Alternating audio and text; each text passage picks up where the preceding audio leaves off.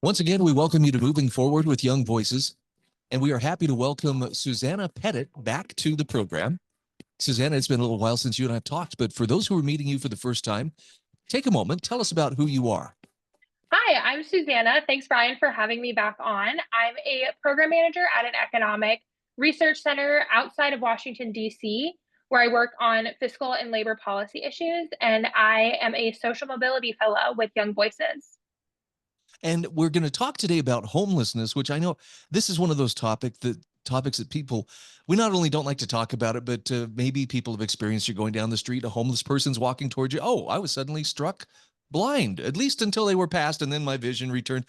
I'm trying to be kind about this, but it's a problem people don't like to see, but nonetheless, it's a problem. Talk to me about what's going on in Washington, D.C.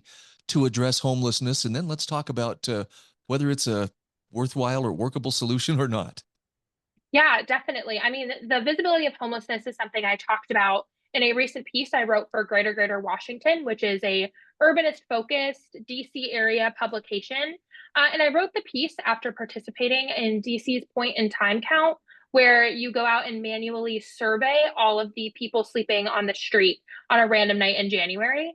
And I was inspired to write the piece after President Trump made an announcement that all the homeless encampments in DC were going to be cleared, and it's city policy to give residents 14 days, but Mayor Bowser uh, didn't necessarily follow that earlier this year and started clearing encampments with only a day or two's notice for the people living in these areas. And so when we're talking about visibility, and destroying encampments does make homeless residents less visible, but it doesn't get rid of the problem of homelessness. So let's talk about some of the root problems that perhaps could be focused on, as opposed to let's clear all this out of here, out of sight, out of mind. What puts people in that situation in the first place? It varies.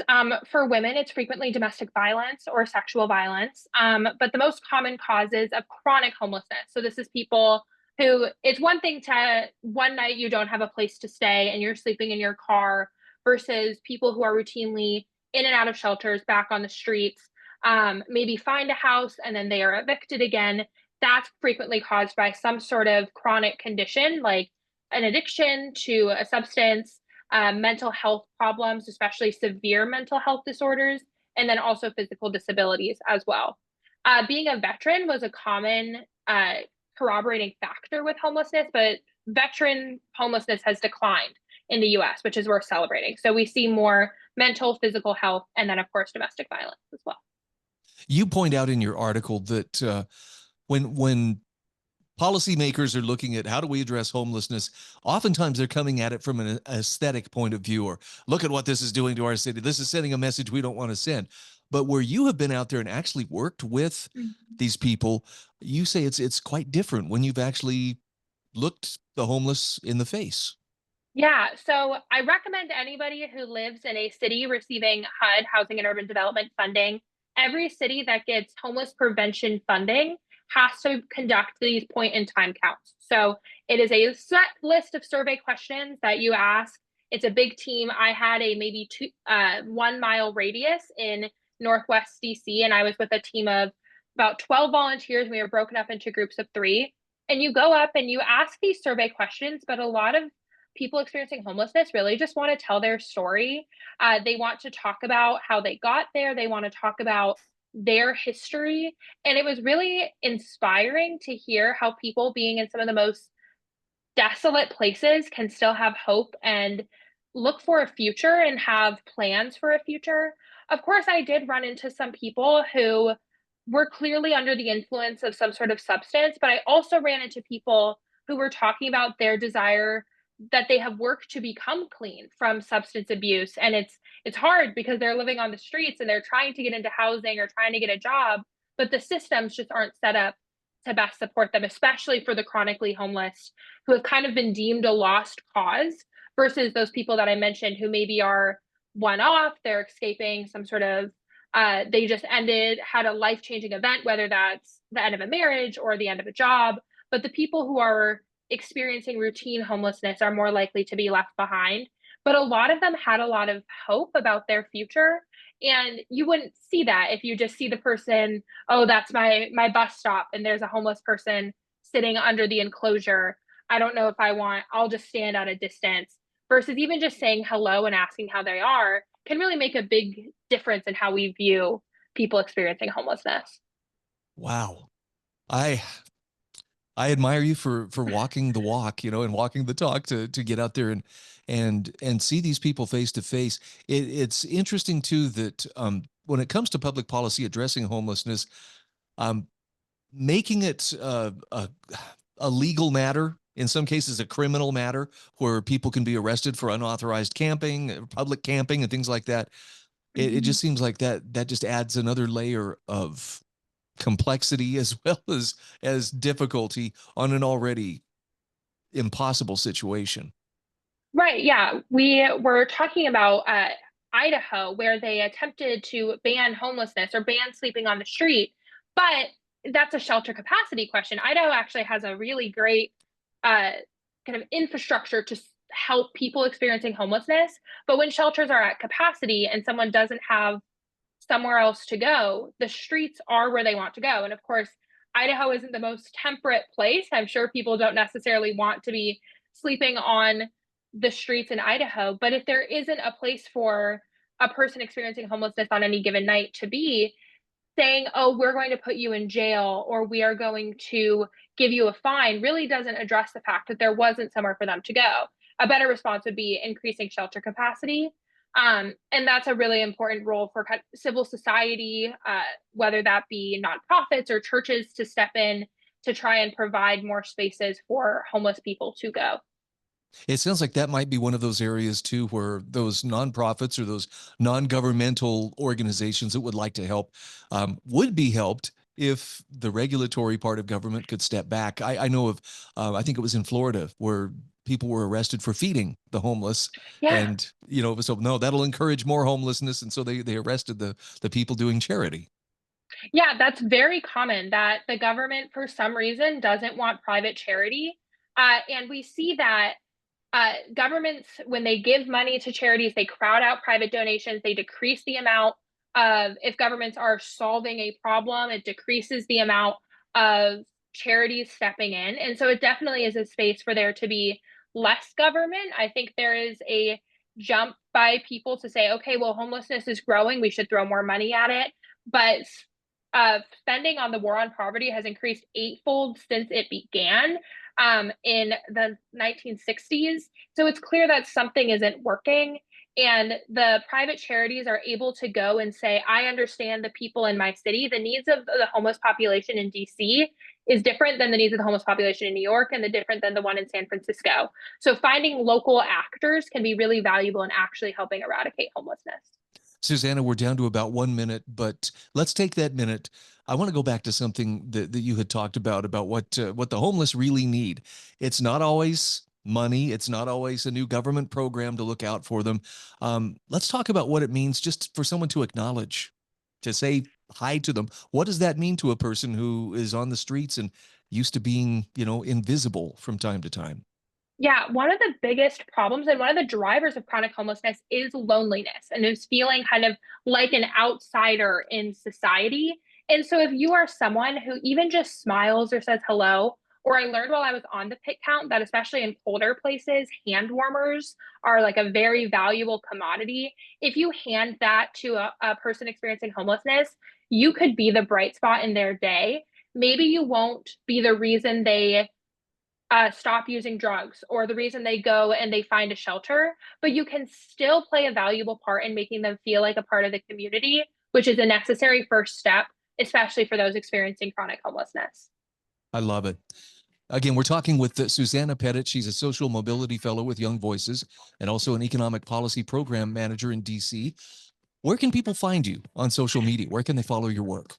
Yeah, I'm on Twitter at Susannah Petitt, and I have a Substack, which is theupwardbound.substack.com, where I write on social mobility, family, and gender policy issues. Excellent. Well, I look forward to our next conversation. Thank you. Thank you.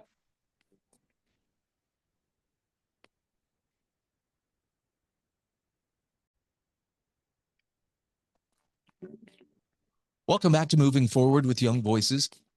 Hey, we're happy to welcome Brayden Myers to the program. This is his first time on Moving Forward. Brayden, take a few moments here to tell us about who you are and what you do. Yeah, so first of all, thank you. It's a real privilege to be here. I'm excited to talk with you. So my name's Brayden Myers. I'm currently a student at the University of Alabama, where I study economics, philosophy, and history. I'm interested in political philosophy and tax policy. I'm fans of those. What I'm not usually a fan of are film festivals, actually, but I saw in the news the other day that the ghost of Adam Smith was going to have a feature as part of a short TV series in the Edinburgh Film Festival. Now, I was absolutely appalled by this news because if the ghost of Adam Smith is available, I would much rather have him commentating on US tax policy. But that's what I'm here to talk with you about today instead. Yeah, and that's what a great lead up to our topic. The big beautiful bill that the president was so insistent be delivered to him by July 4th so he could sign it. It is a big bill. Beautiful. I'll let that be in the eye of the beholder. But there are a lot of provisions in there that I really hadn't heard about. And when I saw your article, that's the first time I had ever really heard about the 1% tax on international remittances. Now, that's a word that I don't know a lot of people are using daily, but when we talk about a remittance, an international remittance, what does that refer to?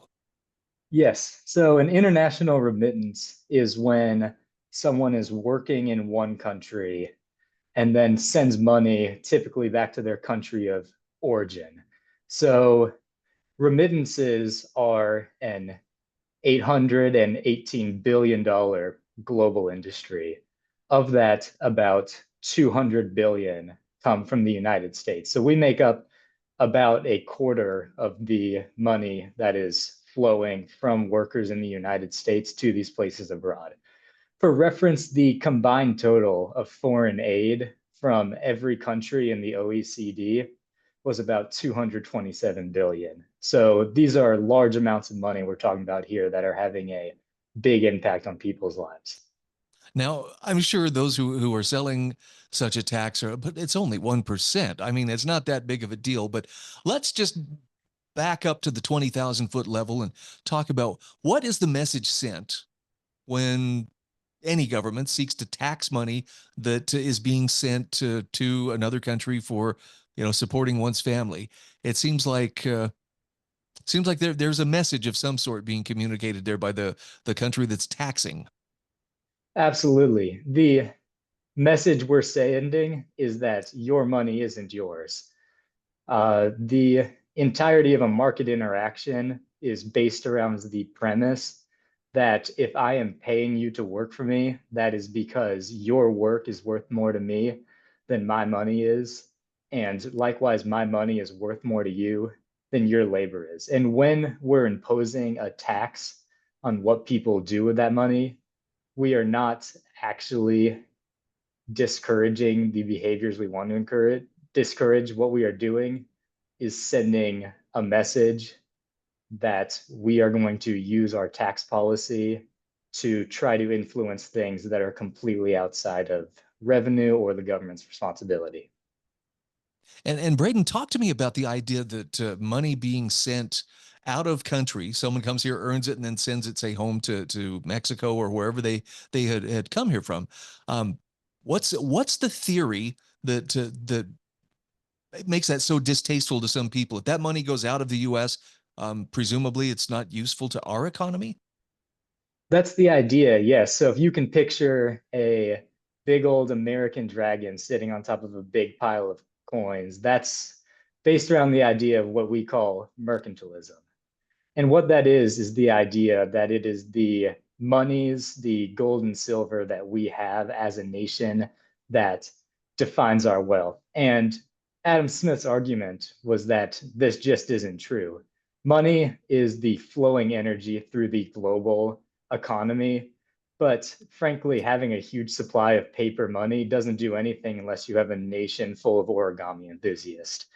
It's not useful. And It stops the flow of trade, which can allow us to acquire the goods that we want, the services we want, and can all around make life better for people. It's something you point out in your article too, is the idea that policies like this suggest that your right to property doesn't depend on how you earned it, but just on how you use it. Which, again, that's an area I don't want to be gray. I'd like that to be a little more black and white as to where government should keep its hands off. Absolutely, wouldn't we all? But it's most certainly a bridge too far. There's a legitimate claim, arguably everywhere, that the government has a right to what it supports, right? It has a right to income, property, whatnot. But when we are imposing a tax on the least advantaged members of society, right? We aren't targeting hedge funds here. We are targeting money being sent abroad, averaging about $250 a trip. When we are targeting that, we are sending a message that we are going to attack the weak, the meek, and those most in need. Well, and as you had pointed out earlier in the article, the money that is leaving this country when someone comes here and earns it, it's not like they've come here and they are plundering some irreplaceable resource and they're just stripping the country bare and sending it all off.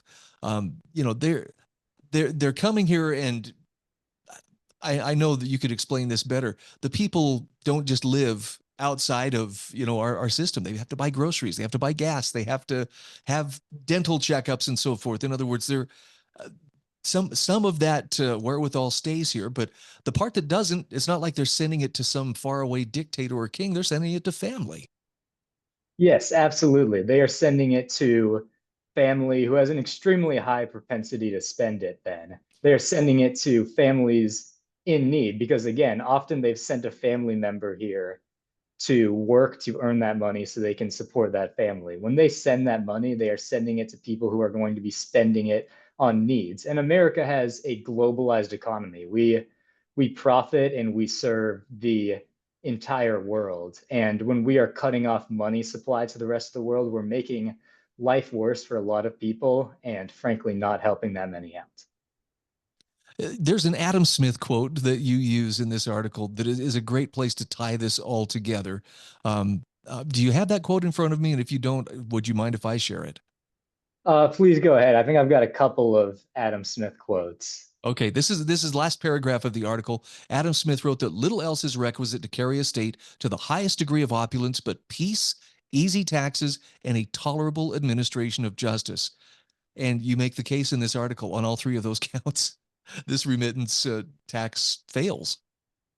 Yes, absolutely. I mean, it is, first of all, a poor tax, as shown by many sources, including the budget office itself. This is expected to be an ineffective tax that isn't going to collect the amount they respect. It doesn't encourage peace, as I think it's Bastiat says, when money doesn't cross borders, armies do. And when we cut off that flow, we are too encouraging much more aggressive action because people in need seek out what they need, may that be by violence or otherwise. And finally, as an administration of justice, this is a specified carve out for people who are earning money honestly for work in their nation. It is attacking them, and that's not justice any way you slice it.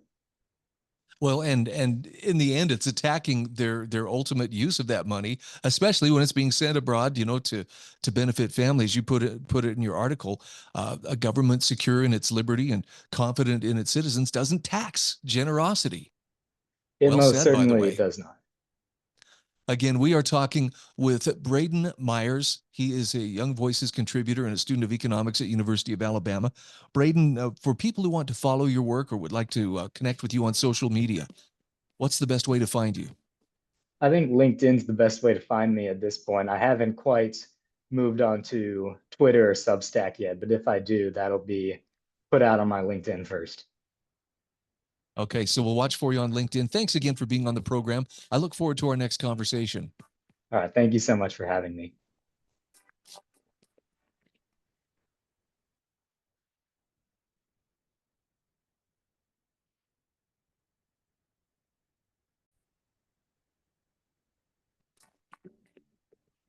And we are back on Moving Forward with Young Voices. Ethan Watson is joining me. Ethan, you've been a guest on this program a number of times, but for the sake of people meeting you for the very first time, tell us about who you are and what you do. Sure. So I'm a writer for the Young Voices program. I am also going to be an O'Connor Scholar at Arizona State University School of Law starting this fall. And I have a real interest in politics, government, business, culture war issues, and everything in between. Very good. Well, let's talk about an article that you had published in USA Today about Trump built the GOP into a big tent, but conservatives now threaten to tear it down. By the way, I agree. One of the most remarkable things about Trump's election last year was the coalition of people that he brought together. And I mean, the Elon Musks and Robert F. Kennedy Jr.'s and Tulsi Gabbards, to name a few. Talk to me about how Trump enlarged that big tent of the GOP. Yeah, well, the Democratic Party and the far left has been kind of acting crazy lately. They've been putting boys in girls' sports. They've been, saying that unrestricted abortion is a virtue that should be celebrated. They've really been taking the 20 side of the 80-20 issues. And so that left a lot of people from Joe Rogan to RFK Jr. left out of the Democrat Party they thought they were a part of.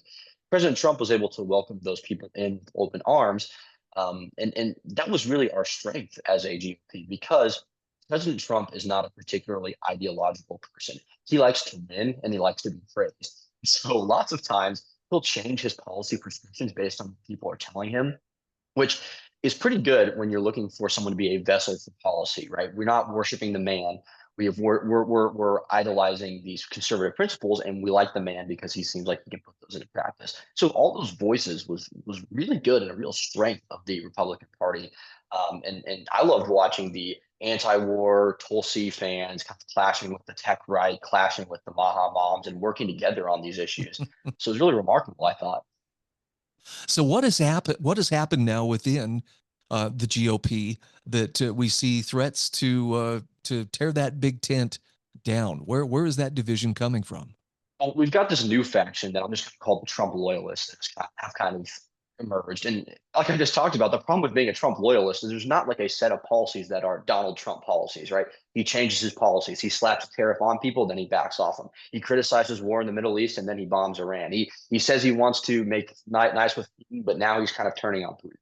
If your policy prescriptions are all just whatever Trump wants, that's not very consistent. And it seems like there's a lack of critical thinking happening. And so I really noticed this with those strikes on the Fordo nuclear plant in Iran, because I, as someone who kind of tends towards the anti-war, anti-foreign intervention side of things, I thought, well, this doesn't seem like America first. We're fighting a war that primarily would benefit Israel, and even though it helps us indirectly, I suppose, I just had some questions about how it was all going to work out. I didn't want to see America have to go to war. And the response from these people on Twitter were, if you criticize Trump on this, you're a grifter and you're disloyal. And Wow. yeah, it was crazy. And you had these people coming out saying, I never once criticized President Trump since he came down that golden escalator, and I will remember you if you were disloyal now. It's like, wait a second. Like, you never once had questions, and now with the Epstein thing, you don't have any questions at all about how this has been handled, and really just this lack of good faith questioning, because I want the president to succeed in his agenda, which is why I'm asking the question, why I'm saying, let's handle this Epstein thing better. Let's be cautious about going to war in the Middle East. I do that because I want the president to succeed, not because I want to smear him in some way. I will confess that the loyalty faction is a little bit unnerving, because it appears that they are willing to put, they're willing to put President Trump above reality in order to support him no matter what. And I only use that description of it because idolatry really is defined by anything that we put above reality. And so that's very concerning. So is it a done deal? I mean, look, I'm one of those people who I don't like to see, for instance, Congressman Thomas Massey from Kentucky, who has called out some of the aspects of the big beautiful bill as well as other Trump policies and said this is not in keeping with the proper role of government. And Yeah. he's being treated like, he's some kind of a rabid communist. Right. And, Thomas Massey, I think there's a little bit of a distinction there because Thomas Massey can be sort of a roadblock in getting some policy items put through. So I can understand the president's frustration with that. But for people like us who are just talking heads, we're just out here to kind of call it how we see it. to tweet out questions on Twitter and then be called a grifter, that seems really insulting to our intelligence. And you have the president even saying over this Epstein stuff, I don't want your support if you have questions about this. It's like, no, I think you should want our support because we elected you to do this job. And yeah, I think all is lost, though. I think because President Trump is not particularly ideological and he just likes to win, he does listen to our dissenting voices. It's us that have questions that are moving him on these issues, which is why we're seeing maybe a softening on the Epstein thing. Maybe they're going to talk to Ghislaine Maxwell or release some grand jury testimony, or things like that. But it wasn't the bootlickers, Trump bootlickers, that got that done. It was us that got that done by calling him out and saying, Mr. President, like what you're doing, but we have some questions. You better shut up. And that's really, we are the ones that are enacting that policy, and it helps no one just to slavishly be devoted to a president who we all know is an imperfect man personally, anyways, right? Like us all. So, Ethan, I'm curious, as far as the people who pledged their loyalty to Trump. Is it a matter of we can make this happen without the support of the rest of the GOP or other conservatives? It just seems like this is a really weird time to be dividing that coalition, and it seems like the division comes down to those who want personality versus those who are following principle. Right. And it's just bad politics for Republicans or conservatives to act like this. Because the number one rule of politics is when your opponent is making a misstep, just stand there and point. The Democrats are floundering, they're shipping Hunter Biden around the country doing podcasts. Like they're absolutely floundering here. And instead of that, the Republicans are doing these circular firing squads on themselves. And I think honestly with these MAGA influencers, I think they have a personal brand as I am a Trump loyalist. That's who I am. That's why everyone follows me. And they're just trying to cultivate this image because they get paid, or they don't want the president to turn his eye of Sauron on them and suddenly start criticizing them. There was one influencer duo that posted a sort of pro-war neocon message to their Facebook from sort of the boomer neocon very pro-Israel contingent. And then they posted an anti-intervention message to their Twitter, which is hilarious. It just shows that it's all about creating this public image, and there's a financial incentive behind this. People make a lot of money off of X. But I don't really care what the reason behind it is. I think if you're in this space, you gotta call balls and strikes as you see them, and I won't hesitate to do that for President Trump or President Biden or whoever our next president is. Well, you pretty much answered the next question, which was, did anybody have to change their tune in order to maintain their standing among the algorithm on social media or their monetization and so forth? And it sounds like, yeah, there were people who read the wind correctly and adjusted their course. Yeah, and I know X is not like a good substitute for real life. I have to remind myself of that. And I think everybody out there should remember that X is not real life. However, these people do have millions of followers. They do have an impact. Their voices are heard, and it's worth talking about it because I think it can be a canary in the coal mine for certain problems within our political movement. And really, it's good to have dissenting voices, right? Everybody who's in this sort of Trump, GOP, MAGA coalition, we have different viewpoints on things, but we agreed on the 80-20 issues. We were on the 80% side of those, and that's why we won. And so we should continue to respect each other's differences on that and not hold grudges or gatekeep support. Let's work with each other on the issues we can work with, and welcome each other back with grace when we decide we've made a mistake. Well, and let's hear it for the dissenters too. Whether they're right or whether they're wrong, the dissenters will tell you the things that your friends will not tell you. So Absolutely. that's valuable, at least from that viewpoint. If I don't like to be criticized, but when someone is criticizing me, I like to know, is there some substance to what they're saying? Because they'll tell me if I need to improve. Right, of course. Those are the people that are moving the needle. Those are the people that are holding our leaders accountable. And accountability was a core tenet of the MAGA movement, and I think we need to apply that principle evenly. Okay, again, we are talking with Ethan Watson. He's a Young Voices contributor and incoming O'Connor Fellow at the Sandra Day O'Connor College of Law at Arizona State University. By the way, congratulations on that, Ethan. Thank you. Appreciate it. You can find me on X at ERWatson13 if you want to hear more of my stuff. Fantastic. Looking forward to our next conversation. Me too. Absolutely.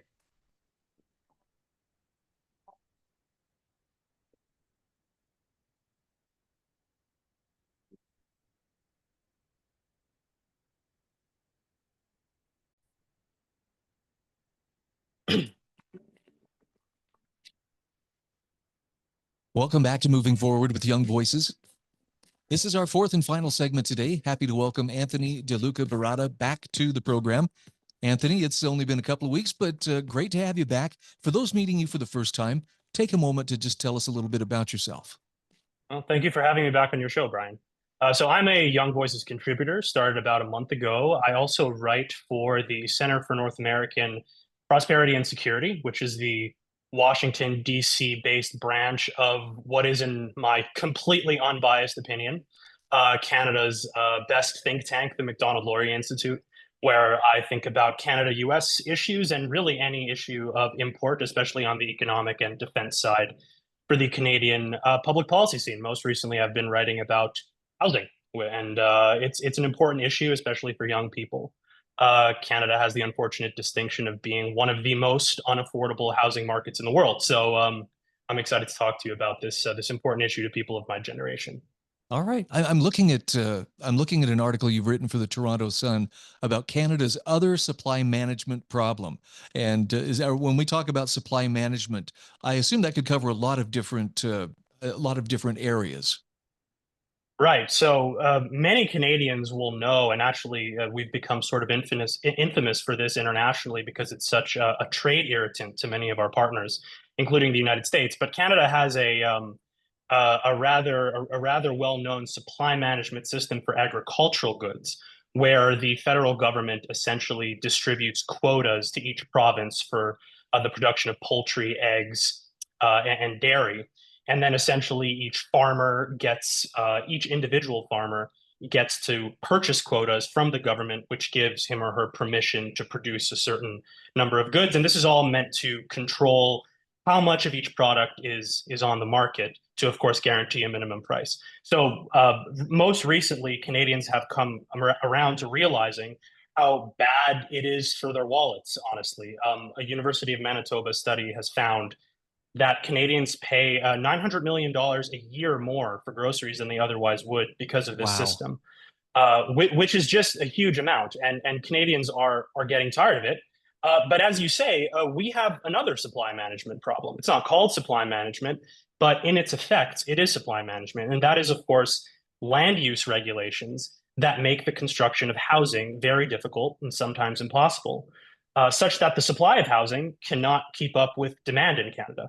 And that is the basic economic reason that housing is so expensive here. So that is Canada's other supply management system. And frankly, its effects are even worse than the first one. Just out of curiosity, what kind of costs do those planning rules impose? Is it environmental impact statements? Is it just, permits to build? I'm curious how that's justified on the government's part. Right. So it's really all of the above. Most land use regulations are at the local level. They regulate things like how high of a building one is permitted to build. So there are, story limits. Yes, there are environmental compliance rules. There are rules that legislate, for example, that you have to have a certain number of parking spots per number of units built.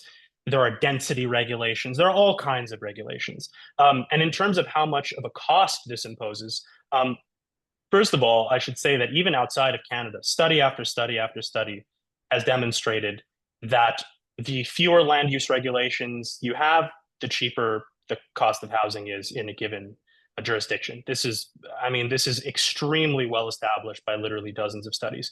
In Canada in particular, the C.D. Howe Institute took a look at this, and they determined that in 8 major metropolitan areas in Canada, including Ottawa-Gatineau, so that's the capital area, including Vancouver, the effects of land use regulations are to impose an extra average of $230,000 per house.